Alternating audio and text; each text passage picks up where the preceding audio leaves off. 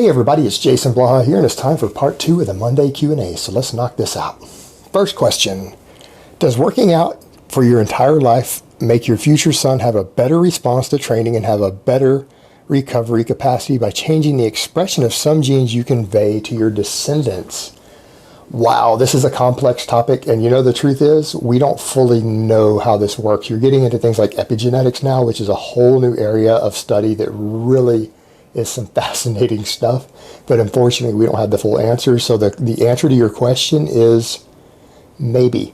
It doesn't mean that it's going to necessarily change what genes you're passing on. You're still going to pass your genes on. But when it comes to things like a lot of training response genes, a lot of genes that affect muscle mass and muscle growth and things, those codons can be turned on or off based upon that to some extent. So is it possible that being very active your whole life, or even a generation or two, is going to produce descendants that have some of those genes turned on sooner in life, or before they start training, or faster when they start training? Yeah, it very well might, but it's not going to absolutely guarantee it. So I wouldn't look at it from that perspective. So you should be training and doing that stuff anyways, but does it create the possibility, given what we're seeing with epigenetics? I'll go with maybe. Yeah, it actually might.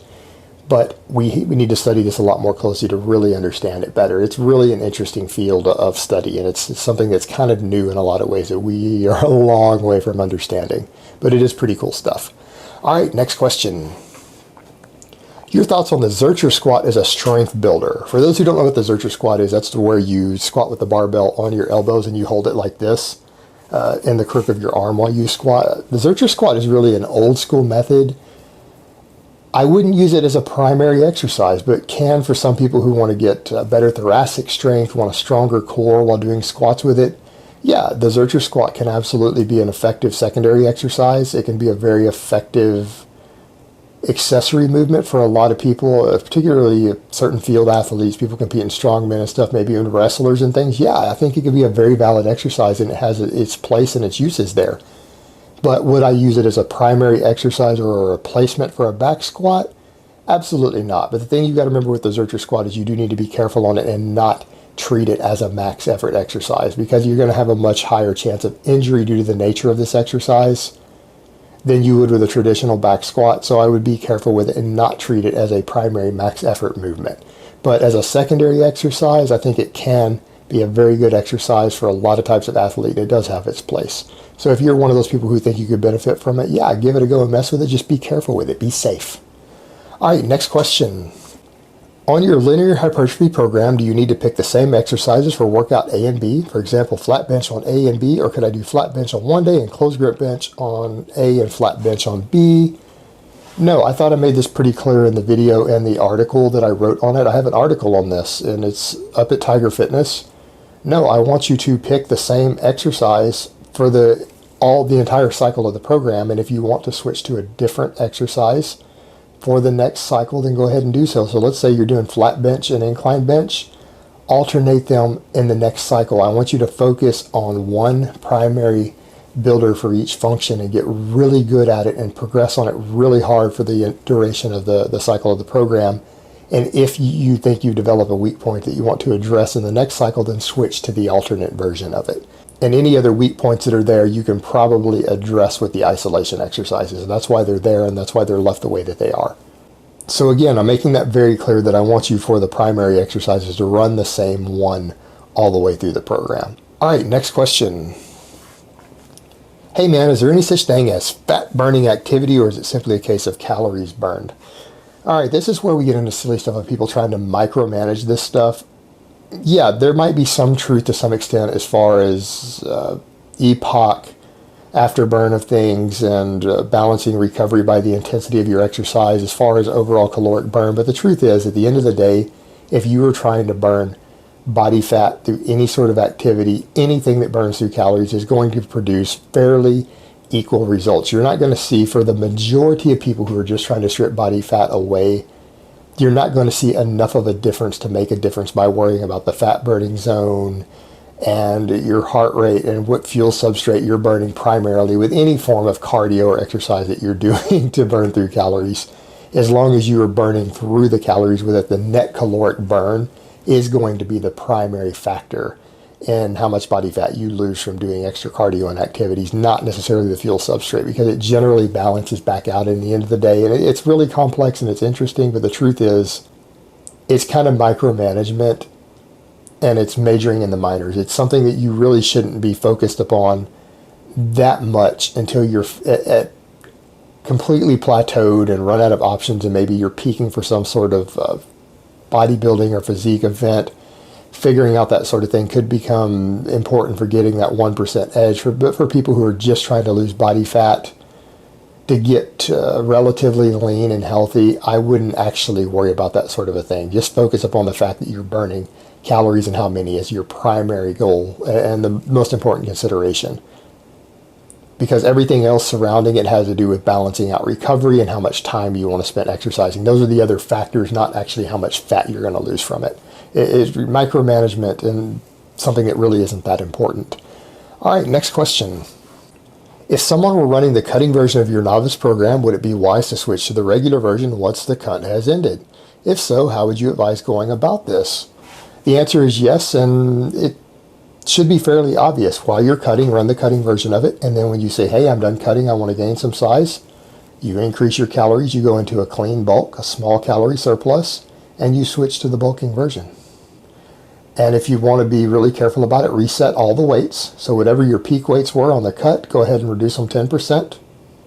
So treat them all as a weight reset maybe, and then go straight into the bulking version with progressive overload. So increase your calories and go into the bulking version. Problem solved. It shouldn't be that complex. It's a straightforward deal. But the answer is yes. When you go to a calorie surplus, go to the regular bulking version of the program. All right, next question. For a healthy adult male of average height who has hit your 1 year strength standards, how long do you think it should take to hit a 315 bench and a 405 squat? I'm guessing it's hard to predict at this point, but want to have a realistic standard and avoid fuckarounditis. Okay, good question. The truth is my 1 year goals are 1 year goals for people running any of my programs. They're not what normal people are necessarily going to do, because most people out there aren't on structured programs or not on good programs. And so people will say, well, your goals are unrealistic. No, my goals are pretty normal for healthy adult males of average height who run my program, even with average or slightly above average genetics. They're pretty normal, but everyone is going to stall after that.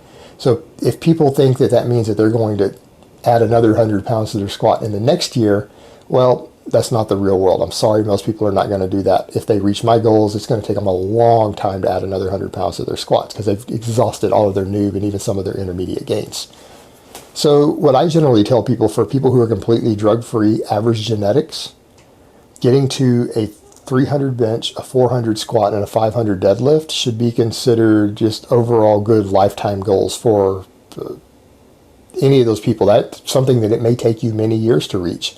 But I think that those are just good lifetime goals for a gym rat who's using very little or no anabolic drugs, who don't have particularly amazing genetics. Those are the sort of goals you just set as a lifetime. It might take you 3 years to reach them.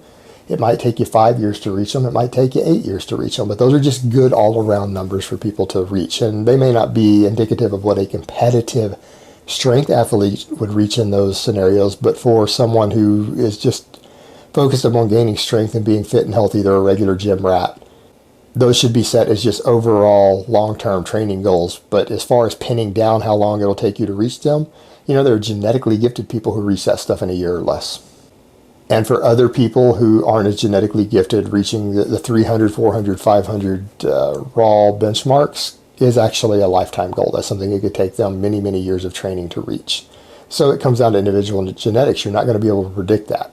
It's just that those noob gains can be predicted fairly consistently for at least 50% of the population who fall into my demographic. But after that, they're going to slow down dramatically for everybody, but it's going to vary based upon genetics to a large extent.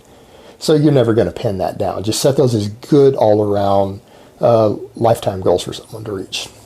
All right, next question. I'm still new to powerlifting, so this might sound dumb, but what exactly is raw powerlifting? I hear so much stuff about it, but never an explanation of what it is. All right, I'm going to go with the federations that I compete in of what we define as raw, because I don't like the controversial view. I don't like the IPF's definition, because I don't consider sleeves to be raw. And all the federations that I've ever messed with, we would count sleeves as wraps. And most of us, we separate regular raw and raw with wraps. So raw with wraps is a separate category. So anyone wearing knee sleeves or wraps around their knees isn't raw because they're using a device that can add external mechanical leverage and store energy to the exercise. And that's what is considered not raw or equipped, is when you wear any device or article of clothing that allows you to store energy inside of it that can then be used to help move the weight that isn't your muscles. Whereas with raw lifting, it's anything that requires your muscles themselves to do 100% of the work. Which would mean things like lifting shoes would be considered raw, but if you were to put springs in the bottom of your shoes, it wouldn't be. So just using your knees with open skin so that nothing can be stored around the joint would be considered raw, whereas in a sleeve or a wrap that can store a little energy and spring you out of the bottom would be considered equipped. A regular cloth singlet that doesn't store energy, just like a wrestling singlet, would be considered raw, or shorts or a t-shirt would be considered raw. But if you wear a canvas suit or some sort of multiply suit or any sort of suit that can store pounds and pounds of energy inside of it and compress and spring you up, then it's not considered raw.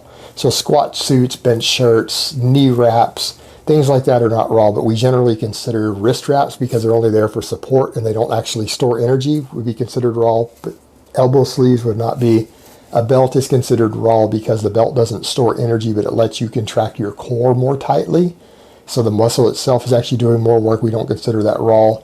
Squat shoes aren't considered raw because it's just an elevated heel that lets you get a better position to move the weight. So it's pretty straightforward. Raw means you're not wearing any additional devices beyond a singlet, lifting shoes, a belt, or wrist wrap. So nothing that stores energy to let something besides your muscles help move the weight would be considered raw. So pretty straightforward. All right, next question and last question of the week. Hi Jason, you've stated before that it is not always advisable to train for multiple adaptations in one training session, i.e. maximum strength and muscle endurance. Could you go into further detail on why the specific adaptations are better trained individuals and what mechanisms determine the adaptation if multiple traits are trained for in the same session, power building, for example? Finally, does it really even matter for the average recreational lifter? For the average recreational lifter, it may not make enough of a difference to really matter over the course of a year. It might be very, very small, so it's not as big of a deal. For someone who's competitive, it may make a difference, may make a very noticeable difference. The difference is that when you train for multiple things, such as maximum strength and endurance, so let's say you come in and you train and do 1 to 3 reps on pause bench, and then you do 2 or 3 back off sets for 10 to 12 reps to train muscular endurance and deep metabolic fatigue afterwards, there can be some interference in the adaptation from some of it. Meaning the maximum strength work, the neural efficiency from it, you may not get all of it because you've cross-trained for the metabolic fatigue at the end. So you'll get some of it, but maybe not all the adaptations. You're trying to adapt to multiple things at once.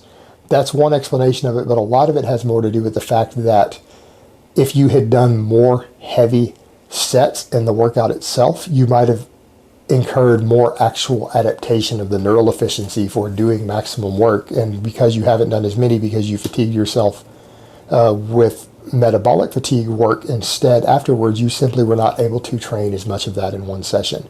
And so therefore you get less peak strength and power as a result of it. Whereas by that same token, because you fatigued yourself and fatigued your nervous system ahead of time before doing the higher rep work, you can't do as much workload with the higher rep work in one session, so you also get less adaptation. And so you're better off separating them into sessions, and that's why people who want to train both concurrently, that's why things like DUP or daily undulated periodization have been developed, because it does seem to give slightly better results of actually training both successfully in the same time period. People tend to get a little better at doing both over a training cycle if they actually separate them on different days. So they actually get the metabolic fatigue and muscular endurance a little more so at the end of the training cycle, and slightly better peak strength if they train both together. However, if you train one exclusively for entire blocks, you tend to get much, much better results as a result of that as well. So there's a lot of debate in a lot of sports circles and exercise science circles as to whether you should even be doing daily undulating periodization. And I know some very good coaches and people with PhDs in biomechanics who are coaches also who do agree that for most athletes, unless you've got a reason to train them concurrently, that it's actually oftentimes advisable that you completely separate them into different blocks, that over the course of a year, Most athletes, again, some exceptions, tend to make better overall progress if you completely separate them by weeks at a time, not even sessions at a time. And it has to do with being able to focus on one more than the other and get maximum adaptations without having to cross-train it and short one of them at any given time, and then peak them into what you need for a competitive event. But for recreational lifters, it probably isn't as big of a deal because you're not trying to glean that 1 to 3% edge in a competitive environment. You're just trying to get really good gains. So for the recreational lifter, it probably just isn't as big of a deal. All right, guys, but that's really all I have to say on that today. I hope it's been informative, and I will talk to you guys next time.